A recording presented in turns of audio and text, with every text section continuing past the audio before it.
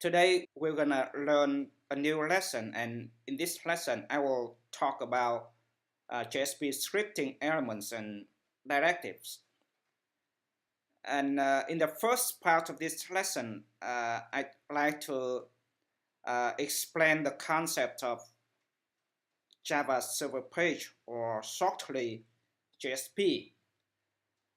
So far, we have learned how to use Java servlets to create web applications.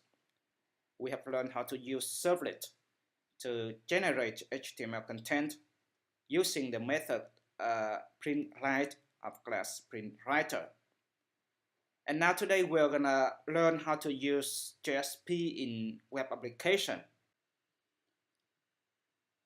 In theory, servlets can be used to create any web application, but after a few homeworks and labs, you'll probably realize that it doesn't seem to be a good idea to use servlet to generate HTML pages, or in particular using printLine method to write HTML content to the response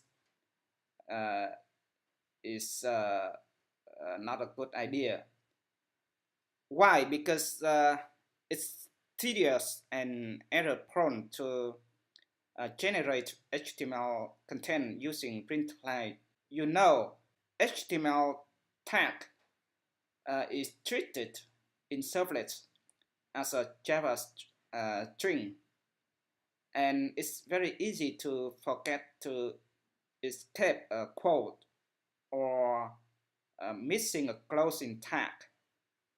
And there are no syntax highlighting or auto error detection to help you, right? And besides, both code for processing and code for displaying are mixed together. So graphic designers, to design the user interface of the web application, will have to know Java to create the design instead of using tool that he or she familiar with, like Dreamweaver. So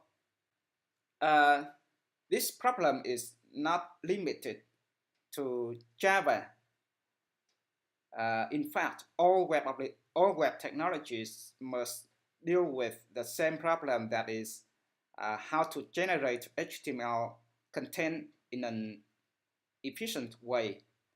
Whether you are using Java or ASP or PHP or something else, then the solution turns out to be the same, that we should separate code for presentation from the code for processing, and we use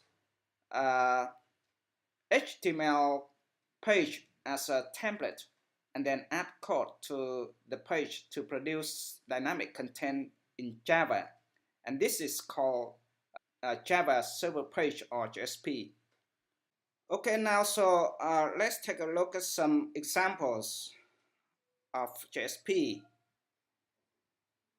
First of all, please notice that a JSP page can contain both Java code and HTML content, or it can also contain only HTML content, as in this case.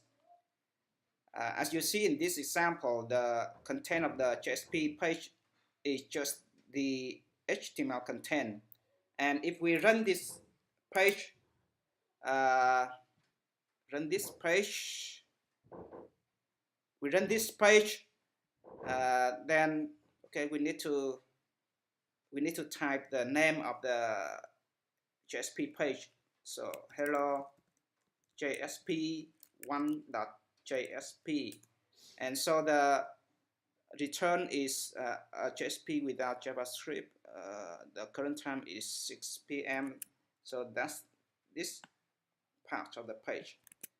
And please notice that this page is placed under the folder web content, so we can access it directly by typing the name of the page here.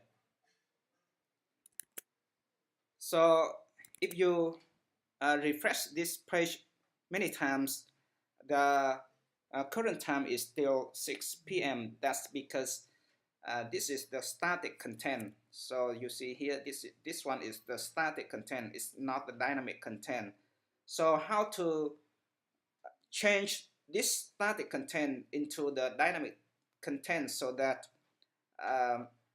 it will display the actual time. So in order to do that, we can add some Java code to this example. So now I would like to change this static content, this static time, to the dynamic content. And in order to do that, I use the Java code like this. And in this code, I use the constructor of the date class, and this class is in the package Java until, and I embed this Java code into the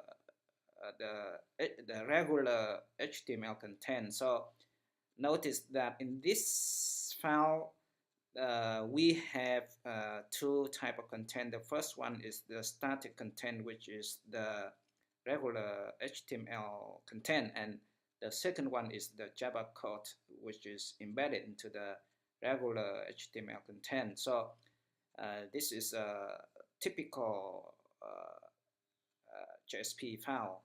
And okay, so let's run this file.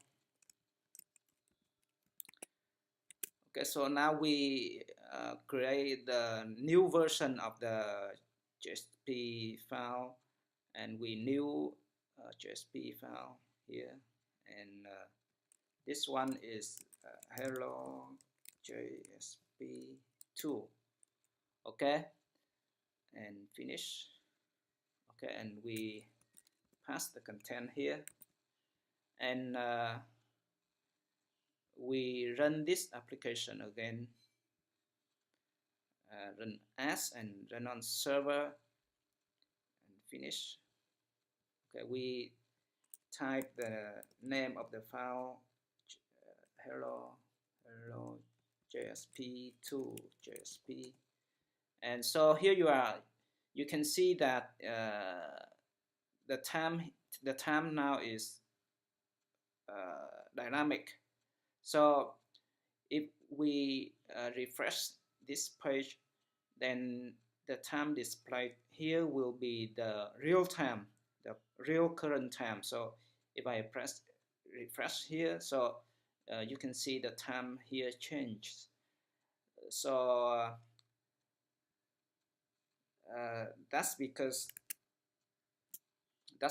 this code, okay, and this one is dynamic content, and that's it for the version 2 of hello JSP.jsp.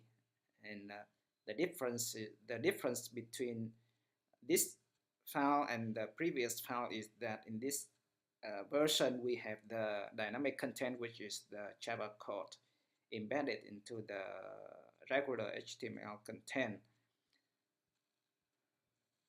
So some observations for the hello JSP2.jsp file. And the first observation is that we don't need to use printwriter.println to generate HTML content, right? Here we use a template, and the HTML content is automatically generated based on this template. Okay, so every HTML content you type here will be return to the web browser, and the Java code here can be calculated or evaluated and return the and embed the result into the HTML content and uh, return both the result and the HTML content here to the response which is displayed in the web browser. And so by this way we can avoid the tedious and error-prone problem.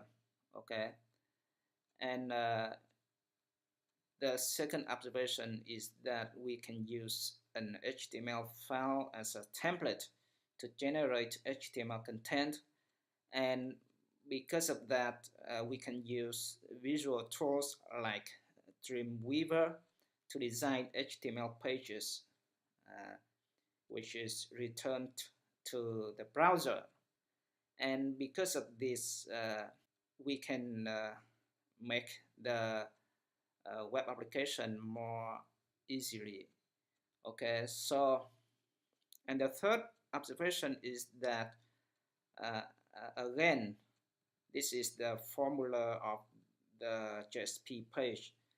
A JSP page includes two types of contents, and the first one is the dynamic content, which is the Java code embedded here, embedded in the page like this.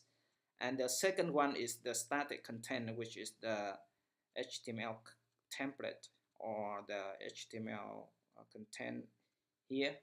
So please remember this formula, and that's all for the concept of JSP file. And this is the end of this part of the lesson about JSP scripting elements and directives.